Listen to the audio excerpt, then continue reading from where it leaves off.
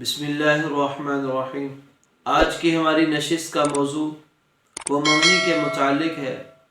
منگنی کرنے کی شرعی حیثیت کیا ہے، منگنی کے مقاصد کیا ہوتے ہیں، منگنی کرنے کے بعد کیا لڑکا لڑکی ایک دوسرے سے بات چیت کر سکتے ہیں، منگنی کے موقع پر دیے گئے تحائف کا کیا حکم ہے، زیورات جو دیے جاتے ہیں ان کا کیا حکم ہے، ایک لڑکے یا لڑکی کی منگنی پہلے سے ہو چکی ہے دوبارہ پھر اس کی منگنی پر منگنی کرنا، اس کا شریعت کے اندر کیا حکم ہے، منگنی توڑنے کے بارے میں شریعت کیا کہتی ہے، ان تمام باتوں کے بارے میں انشاءاللہ آج کی ہم اس ویڈیو میں گفتگو کریں گے۔ منگنی کی حیثیت کیا ہے، منگنی کا مقصد کیا ہے؟ منگنی کی حیثیت اور مقصد تو صرف اتنا ہے کہ دو خاندان کے افراد آپس میں مل بیٹھیں اور لڑکے لڑکی کا رشتہ پکا کر دیں، طے کر دیں کہ اس لڑکے کا اس لڑکی کے ساتھ نکاح ہوگا، عقد ہوگا، بس منگنی کی اتنی سی حیثیت ہے۔ اور اس کے بارے میں قرآن کے اندر سے بھی اشارہ ملتا ہے، قال انی ارید ان انکحک احدی ابنتی ہاتین۔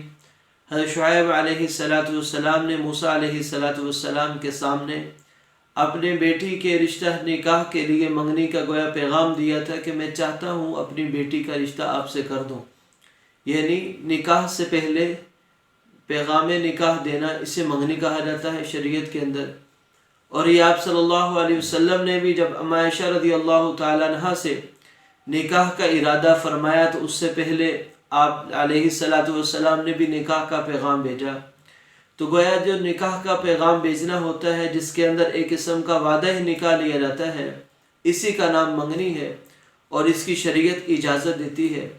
آپ علیہ السلام کی باقی ازواج کی طرف بھی معلوم ہوتا ہے کہ آپ علیہ السلام نے پیغام بھیجا، اور صحابہ کرام رضوان اللہ علیہ مجمعین بھی منگنی کا پیغام بھیج دیا کرتے تھے۔ اسی کو خطبہ کہا جاتا ہے عربی کے اندر۔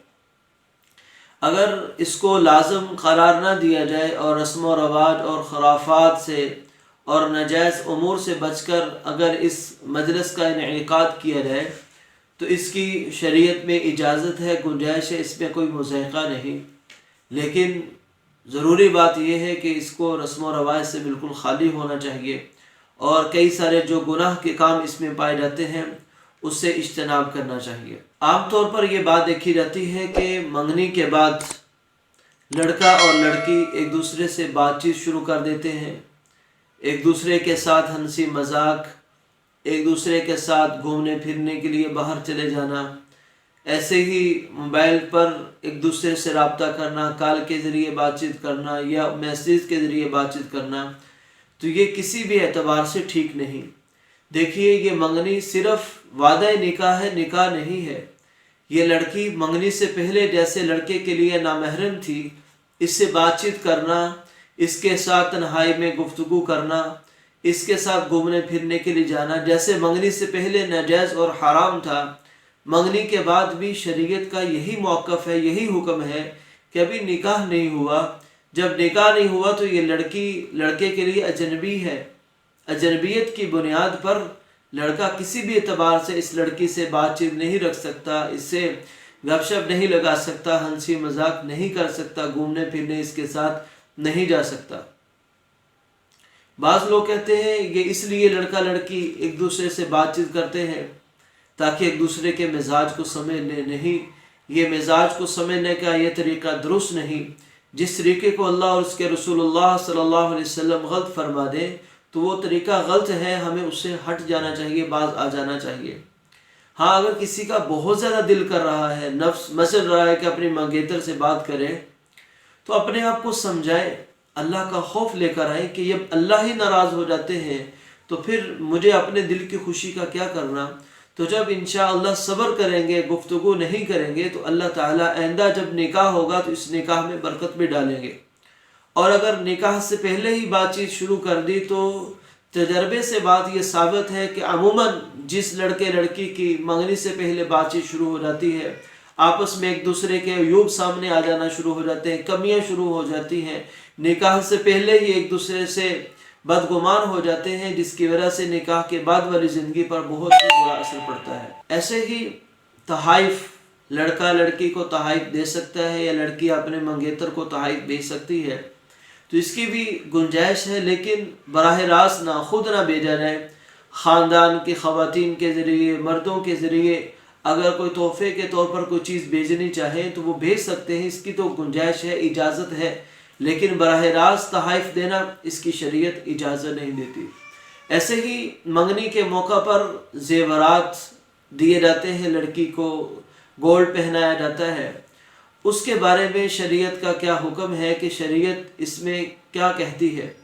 क्या उस ज़ेवरात की मालिक वो लड़की होगी या वो लड़का होगा? अगर तो लड़के वालों ने, ससुराल वालों ने लड़की को मालिक बना दिया तब तो लड़की मालिक है, और अगर आरियतन इस्तेमाल करने के लिए सिर्फ दिया है तब लड़की मालिक नहीं होगी बल्कि लड़का मालिक होगा। और अगर ससुराल वालों ने ज़ेवरात पहनाते वक्त किसी बात की सराहत नहीं की तो उसमें उर्फ़ को देखा जाएगा, रवाज को देखा जाएगा कि इस तरह के मौका पर जो ज़ेवर दिया जाता है वो लड़की को दिया गया है या आरियतन दिया जाता है। अगर तो उर्फ़ लड़की को मालिक बनाने का है तब लड़की मालिक, या कुछ भी उर्फ़ ना हो तो उस वक़्त लड़की के हुई मालिक समझा जाएगा। और अगर उर्फ़ ये है कि लड़के वाले ही मालिक रहते हैं तब लड़का मालिक होगा। और जब लड़की ज़ेवर का मालिक बन जाए ससुराल वालों की तरफ से सराहत होने की वजह से या उर्फ़ की वजह से, अब इन ज़ेवरात की वापसी करना ये दुरुस्त नहीं कि कुछ दिनों के बाद ससुराल वाले वापस मांगना शुरू कर दें। इसके बारे में अल्लाह के नबी सल्लल्लाहु अलैहि वसल्लम ने फरमाया कि हिबा करके वापस ले लेना, किसी को गिफ्ट करके वापस लेना, ऐसा है जैसा कुत्ता अपनी उल्टी करके उसको चाट ले, यानी बहुत ही नापसंदीदगी का इजहार आप सल्लल्लाहु अलैहि वसल्लम ने फरमाया। इसलिए वापस जो दे दिया सो दे दिया, देने से पहले सोचना चाहिए। इसलिए कहते हैं कि जब मामलात हो तो मामलात में बहुत ही समझदारी के साथ और मामलात की वजाहत के साथ मामला करना चाहिए ताकि बाद में कोई ख़राबी पैदा ना हो। ऐसे ही लड़की की अगर मंगनी हो चुकी है या लड़के की मंगनी हो चुकी है, दोबारा किसी और की तरफ से मंगनी का पैगाम आ रहा है तो इसके बारे में इस्लाम क्या कहता है? देखिए, अगर तो लड़की कंवारी है, उसकी तरफ किसी की तरफ से निकाह मंगनी का पैगाम नहीं आया, निकाह का पैगाम नहीं आया, इस सूरत में ऐसी लड़की या लड़के को निकाह का पैगाम यानी मंगनी का पैगाम भेज सकते हैं। ऐसे ही अगर इस लड़के या लड़की को मंगनी का पैगाम, निकाह का पैगाम तो आया लेकिन घर वालों की उसकी तरफ रजामंदी नहीं या लड़के लड़की की रजामंदी नहीं, तब भी इस लड़के और लड़की को कोई और मंगनी का पैगाम, निकाह का पैगाम भेज सकता है। हाँ, अगर लड़के या लड़की की तरफ कहीं से पैगाम निकाह आया और घर वालों की उस तरफ तवज्जो भी गई, करना भी चाहते हैं, इस वक्त किसी और की तरफ से मंगनी का पैगाम भेजना ये दुरुस्त नहीं, नाजायज़ है। ऐसे ही अगर किसी की मंगनी हो चुकी है, बात पक्की हो चुकी है, उस मौके पर किसी की तरफ से मंगनी का पैगाम किसी तीसरी पार्टी की तरफ से आ जाना ये भी नाजायज़ है।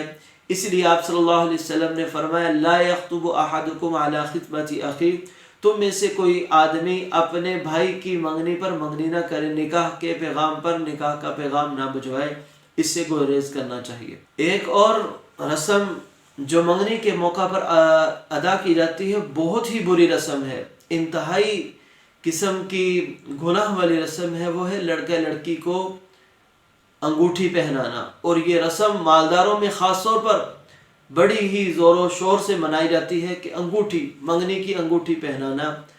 तो ये बात समझ लेनी चाहिए, ये लड़का लड़की अभी एक दूसरे के साथ निकाह के आकद में एक दूसरे के साथ मियाँ बीवी वाला ताल्लुक नहीं बनाया इन्होंने, सिर्फ वादा निकाह हुआ है। तो वादा निकाह में एक दूसरे के लिए ये अजनबी है, महरम कैसे बन गए? यहाँ पर तो अंगूठी पहनाने की बात तो दूर की है, जिस्म को टच भी नहीं कर सकते, जबकि लड़का लड़की का हाथ पकड़कर अंगूठी पहना रहा होता है। लड़की लड़के के हाथ में अंगूठी, सोने की अंगूठी, जिस तरह मर्दों के लिए सोने की अंगूठी वैसे पहनना हराम है, तो चेहरे के हराम पहने उससे पहले कि लड़की का पहनाना ही इसके लिए ठीक नहीं कि वो लड़की इसके लिए नामहरम है।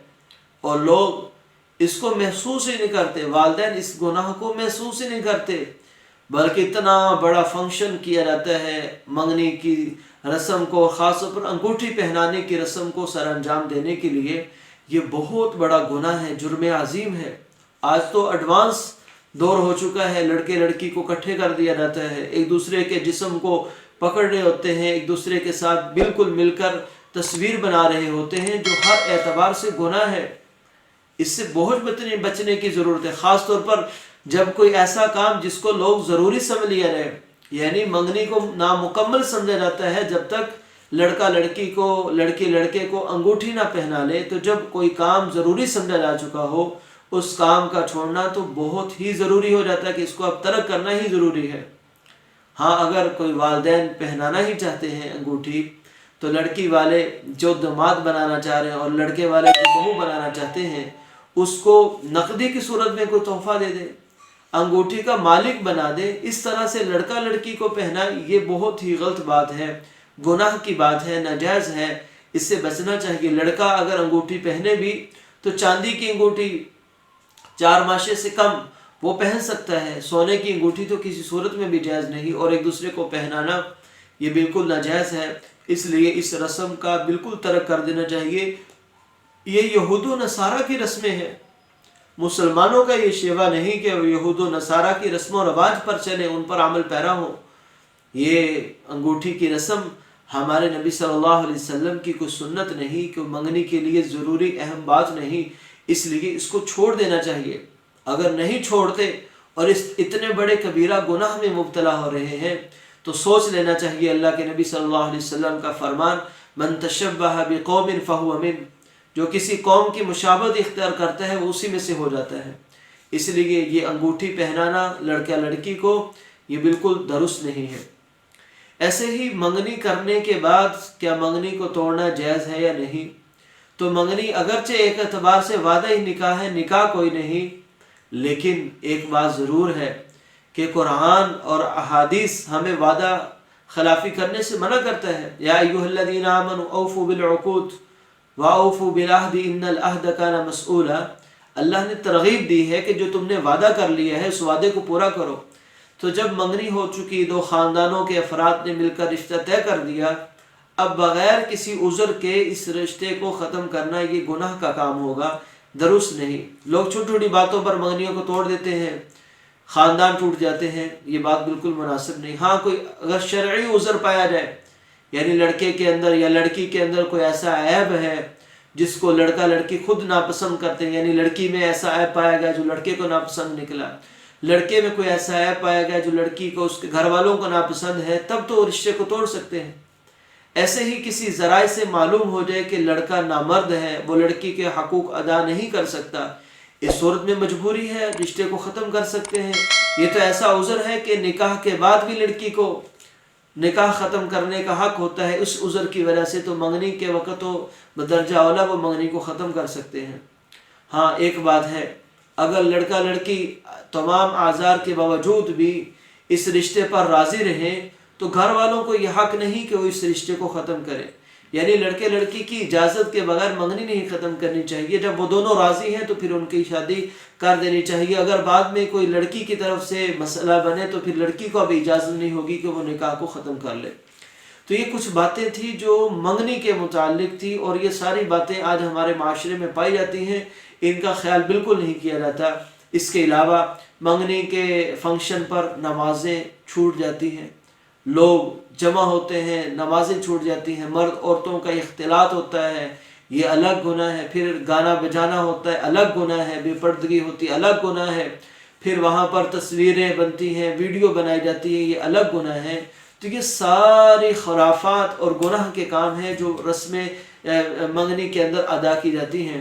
اس لیے بہت بچنے کی ضرورت ہے، بہت بچنے کی ضرورت ہے۔